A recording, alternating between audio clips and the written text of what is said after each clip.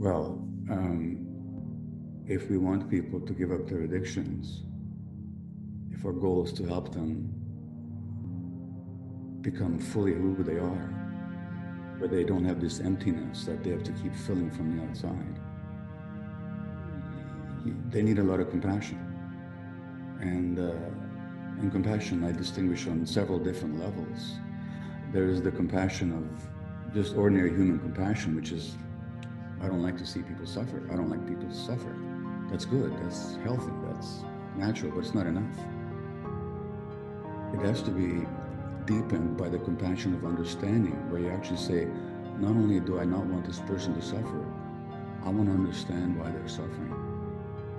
Otherwise, how can I help them? So then you start asking these questions that I've been addressing in this conversation. On the third level, there's what I call the compassion of recognition, where you see that, they're not different from me. I recognize the same things in myself. Therefore, I'm in no position to be above them, to judge them. We're two people, equal, in significant ways, sharing the same experience. And I could go on, but there's different levels of compassion, but it's absolutely essential for helping addicted people. And as one of my teachers, A.H. Alma, says, only when compassion is present will people allow themselves to see the truth. You want people to see the truth? They can only do so when they feel safe. And if you are talking to people who are listening, who are here to support families, friends, caregivers, you have a note to them at the end of your book. Ultimately, it must come from the addict themselves. Yes. So my advice to families, parents, caregivers, adult children, friends of people with addictions is that there's three ways you can be in relationship to your addicted relative or friend. Two of them are insane, one of them is sane. One way is you can be in their lives and try to change them. That's insane. It means that you're codependent. It means that your feeling better depends on them feeling better. So now you're dependent on somebody who's dependent. That's what codependency means. It doesn't work. Because the basic trauma that we all experience, and it doesn't take abuse or terrible circumstances, is that we're not accepted for who we were. Now, if you want to approach your addicted client or friend or a relative with the same, I don't accept who you are, I want you to be different, for me to be happy, that's to invite resistance. It's insanity.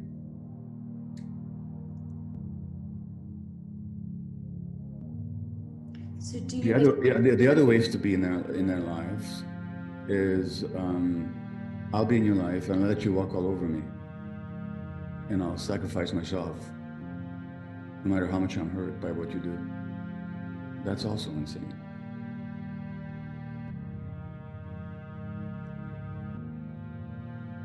What is sane, if the other person's behavior to themselves is causing you too much pain, you can't handle it, to say to them, look, I love you very much.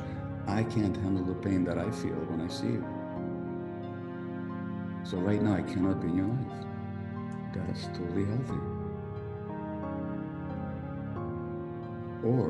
But the only sane way to be in their lives is to say, I see that what you're doing is something you need to do right now. Why you need to do it, that's your own affair. But I'm here to support you and to love you. But I'm not going to take on trying to change you. That's the only sane thing to do. Well, yes and no. The 12 steps in themselves, I find they're very essential steps for a healthy, balanced life, addicted or not addicted. Unfortunately, they arose out of a tradition of what was essentially fundamentalist Christianity. So they're framed in those terms. And for a lot of people who might have grown up in where religion was beaten down their throats when they were children, It's disconcerting and repulsive to be told that now you have to believe in a God in order to heal.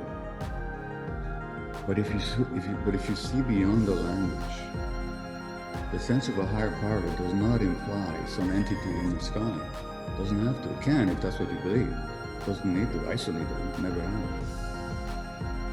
But when you say higher power, higher than what? Well, there's my little conditioned ego with its fears and its emptiness and its self-serving beliefs and its defensiveness, its belief that I'm not lovable, that I'm not good enough. But there's the higher power in me, which is my deeper awareness that there's more to my reality than just that. And there's my innate goodness and conscience and capacity to see beyond the machinations of my little narcissistic ego, which, believes me, is a very active force in my mind.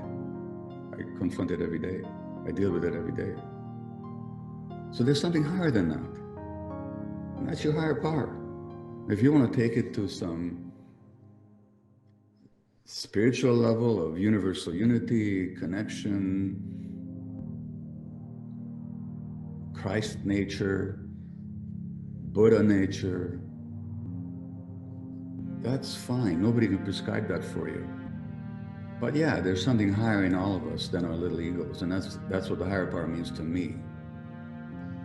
Well, in a nutshell, we find it hard to live as our authentic true selves because in childhood that wasn't accepted and celebrated and recognized by our rearing environment. Our parents were too stressed and too separated from themselves to really embrace our own authenticity. So we had to give it up in order to survive. So it becomes very uncomfortable to be ourselves in a society that celebrates inauthenticity. But if you ask yourself this question, that